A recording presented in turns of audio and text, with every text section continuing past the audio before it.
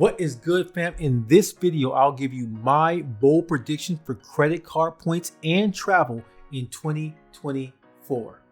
So when I think about the biggest news in points in travel right now, it would have to be the news surrounding a new issuer entering the travel partner arena. That is why my first bold prediction is that the Wells Fargo autograph card will become at least an A-tier travel card.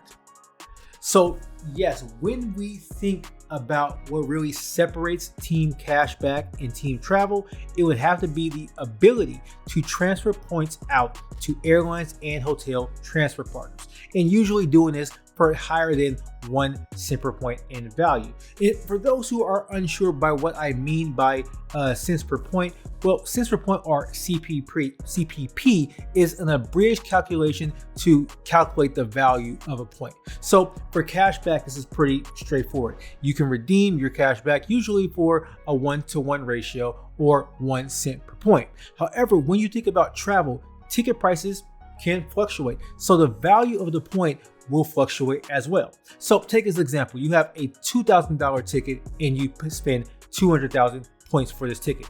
You're now getting 1 cent per point. But if it costs you only 100,000 points, now you're getting 2 cents per point. So Wells Fargo giving the autograph card transfer partners will move it into this arena and allow it to have a higher cent per point value. Now, Wells is a partner of Bilt, but only time will tell if its partnership will have similar transfer partners or any transfer partners that go along with the Bilt card. So speaking of transfer partners with Wells Fargo, many people have been speculating that a major airline might be among that list. That is mainly because this airline is a transfer partner of the Bilt card. Now, I'm sure you have guessed it by now, but my second bold prediction is that American Airlines will be a transfer partner with Wells Fargo. Now, this prediction might be a bit of a cheat because Wells Fargo will actually be announcing their transfer partners on November 15th. And if American Airlines is among those, please let me know down in the comments. But this would make a lot of sense. But at the same time, it really wouldn't. See, American Airlines only transfers with the Bilt card, which basically works with Wells. But I was led to believe that this partnership with American Airlines and Bilt actually happened before Bilt joined Wells Fargo or started to partner with Wells Fargo. So it would make sense though, because Amex and Chase both have major airlines in the form of Delta and United respectively. Yet it still doesn't make sense because American Airlines has cards with Citibank and Barclays in the form of the AA Advantage and the AA Aviator cards. So, I don't understand why American Airlines do this. Maybe they just want to be in a polyamorous relationship, which, if this actually happens, would continue that theme. This might not happen, and that would be for a good reason. American Airlines miles are very hard to get. Plus, I think many people who have been getting these cards, these points the old-fashioned way, might be a bit ticked off. But given how loyalty programs are the bread and butter for a lot of these airlines, I can actually see this coming to fruition. Oh, by the way, if you enjoy videos related to points and travel, show the subscribe button some love. Do not hit it, just click it. In October, the American Express Business Gold Card went up to an annual fee of $375. This caused the card to have some big changes and get rid of some of its multipliers while replacing them with monthly credits. So given this change, I think it might be happening also on the personal side in 2024. So my third bold prediction is that I predict the Amex Gold will increase its annual fee up to $325. How did I get such a specific number, you might be asking yourself? Well, I don't think Amex will actually jump the fee up to match the business gold like they do with the Platinums. I think they'll try to keep an even distance between the two. The business gold went up to $375 from $295, which is an $80 jump. Now the personal gold, if it was to do something like that, it'll be $330. And I think for marketing purposes, they won't move it that high. They'll move it to somewhere around $325 because that will be a nice middle ground. From this launching pad, I think they will try to add some new credits on it. The gold card is a foodie card that can earn points for travel. It's not a travel card. If you do not believe me, you can go check out my video on that.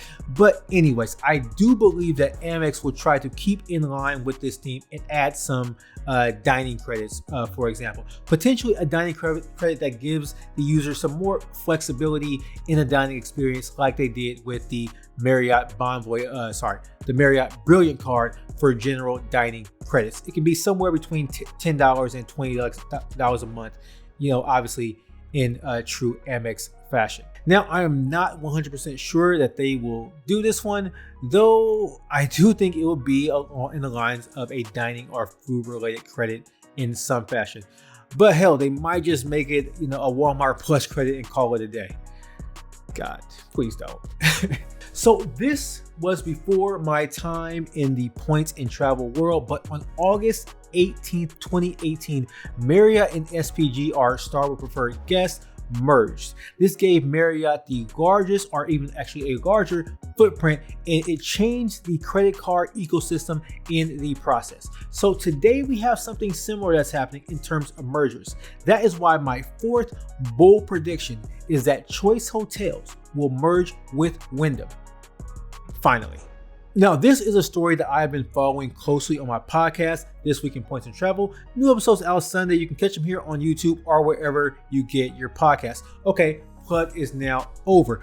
But the merger between Choice Hotels and Wyndham is, in my opinion at least, the biggest story that nobody, besides me, is really talking about right now. See, Choice and Wyndham have some of the largest footprints in the budget-friendly ecosystem for hotels.